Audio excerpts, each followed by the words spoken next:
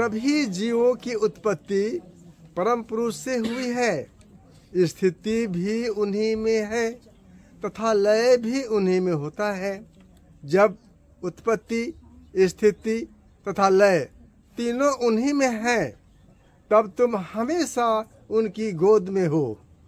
अतीत में उनकी गोद में थे, भविष्य में भी रहोगे और अभी भी हो। इसलिए किसी भी हालत में जीवों के लिए घबराने की कोई वजह नहीं है। तुम किसी भी हालत में अकेले नहीं हो। दुनिया की सर्वशक्तिशाली सत्ता तुम्हारे साथ है। अतः तुम दुनिया में आए हो, परम पुरुष का काम करते जाओ, अपना काम हंसते हंसते करते जाओ। मनुष्य का काम क्या है? मनुष्य का काम है परम पुरुष की अभिलाषा के अनुसार कार्य करना, परम पुरुष की अभिलाषा की पूर्ति करना।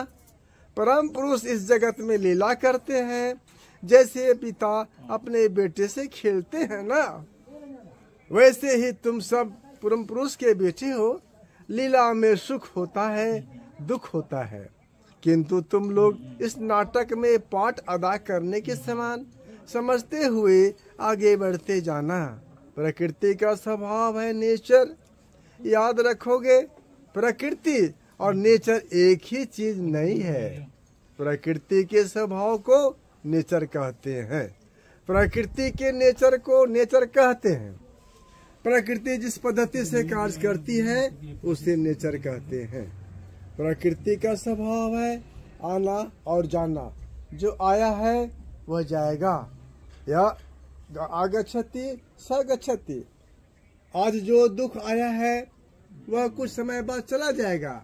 अतः किसी भी हालत में, किसी भी प्रकार के दुख में मनुष्य को घबराने की कोई बात नहीं है। उससे हमेशा दुख व सुख में हंसते हंसते परम पुरुष का कार्य करते जाना है। जब परम पुरुष ने यह लीला रचाई है तो उस लीला में परम पुरुष की अभिलाषा पूर्ति के लिए कार्य करते जाना है। परम पुरुष की अभिलाषा इच्छा कैसे मालूम करोगे?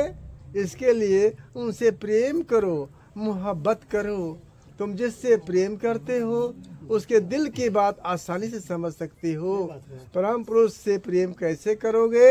इसके लिए कस के साधना करोगे तथा कीर्तन करोगे, मोक्ष के लिए धारणा ध्यान करोगे तथा समाज सेवा को साधना का एक अंग समझकर करोगे। हमेशा हंसते रहोगे, दुख में भी हंसते रहोगे। अतः किसी भी स्थिति में, किसी भी प्रकार के दुख में डरने घबराने की बात नहीं है। परम पुरुष तुम्हारे साथ है। कल्याणमस्तु। परम पिता बाबा की जय।